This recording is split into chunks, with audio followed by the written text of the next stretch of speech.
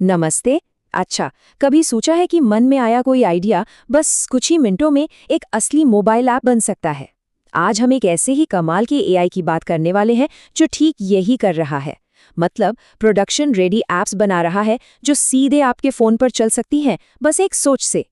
तो सबसे बड़ा सवाल तो यही उठता है कि क्या ये सच में हो सकता है। मतलब क्या बस एक लाइन में अपना आइडिया बताने से कोई एआई हमारे लिए एक पूरी की पूरी काम करने वाली ऐप बना सकता है। चलो आज इसी को टेस्ट करके देखते हैं। तो मिलिए मानस 1.6 से। देखिए, ये टूल वेबसाइट और डिज़ाइन तो पहले से ही बनाता था, पर जो इसका सबसे बड़ा और सच कहूँ तो सबसे चौंकाने वाला अपग्रेड है, वो है फ़ोन ऐप्स बनाने की इसकी काबिलियत। और हम यहाँ किसी वेब ऐप की बात नहीं कर रहे हैं, हम बात कर रहे हैं असली नेटिव मोबाइल ऐप्स की। और इसका जो प्रोसेस है ना, वो कमाल का सीधा साधा है। बस 3 स्टेप्स। पहला, अपना आइडिया एक प्रॉम्प्ट में लिखिए। दूसरा, एआई आपके लिए कोड तैयार करेगा। और तीसरा, बस एक क्यूआर कोड स्कैन कीजिए और एक्सपो गो ऐप की मदद से वो ऐप सीधे आपके फोन पर। बस हो गया काम, आपका ऐप टेस्टिंग के लिए तैयार है। ठीक है, तो बातें बहुत हो गईं। अब टाइम है इस वादे को असल में टेस्ट करने का। हम इस एआई को 3 अलग-अलग ऐप्स बनाने का चैलेंज देंगे और हर ऐप पिछले वाले से ज्यादा मुश्किल होगी। देखते हैं ये एआई असल में कितना पानी में है। तो ये रहे हमारे 3 टेस्ट। सबसे पहले एक बहुत ही सिंपल सा करेंसी कन्वर्टर, फिर थोड़ी सी मुश्किल एक टू डू लिस्ट, और आखिर में जो असली चुनौती होगी वो है एक पूरा चेस का गेम। यही वो टेस्ट है जो इस एआई की असली ताकत बताएगा। तो चलिए शुरुआत करते हैं सबसे बेसिक ऐप से। एआई को एक बहुत ही सीधा सा प्रॉम्प्ट दिया गया, कुछ ऐसा कि एक करेंसी कन्वर्टर ऐप बनाओ जो एक करेंसी को दूसरी में बदल सके। बस, और जानते हैं एआई को इसे बनाने में लगे करीब 5 से 6 मिनट। लेकिन जैसा कि टेक्नोलॉजी के साथ अक्सर होता है, सब कुछ एकदम परफेक्ट नहीं था। एआई ने ऐप्स तो बना दी, पर उनमें कुछ कह सकते हैं कि कुछ दिक्कतें थीं, छोटी-मोटी गड़बड़ियां। और ये दिक्कतें तीनों ही ऐप्स में थी।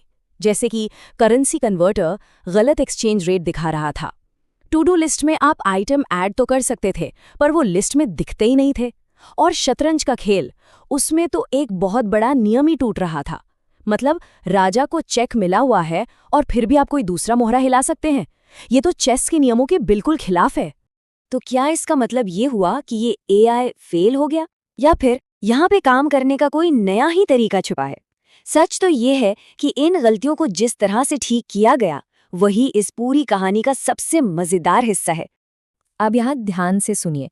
इन बग्स को ठीक करने के लिए एक भी लाइन कोड नहीं लिखी गई, एक भी नहीं, बल्कि एआई को बस सिंपल बातचीत वाली भाषा में निर्देश दिए गए, ठीक वैसे ही जैसे हम और आप आपस में बात करते हैं।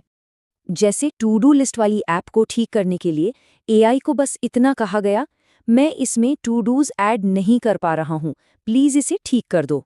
और बस एआई ने इस बात को समझा और खुद ब खुद कोड को सही कर दिया। सोचिए जरा, कोई टेक्निकल जार्गन नहीं, कोई मुश्किल कोड नहीं, बस एक सिंपल सा वाक्य। है ना कमाल? और चेस वाले गेम में तो ये और भी ज्यादा हैरान करने वाला था। एआई को चेस का एक कॉम्प्लेक्स नियम एक बहुत ही आसान से वाक्य में समझाया गया कि जब राजा पर हमला हो तो कोई दूसरा मोहरा नहीं हिल सकता, इसे ठीक करो। और उसने कर दिया।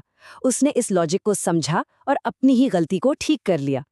और यही वो पल है जो सच में सब कुछ बदल देता है। ये दिखाता है कि ये एआई सिर्फ कोड लिखने वाली मशीन नहीं है, ये लॉजिक को समझता है। और सबसे बड़ी बात, ये अपनी ही गलतियों को सुधार सकता है। ये एक टूल से कहीं ज्यादा है, ये एक पार्टनर की तरह है। तो इस पूरे एक्सपेरिमेंट से आखिर क्या नतीजा निकलता है? ये टेक्नोलॉजी आज कहाँ खड़ी है और इसका फ्यूचर क्या है? चलिए अब इस पर बात करते हैं।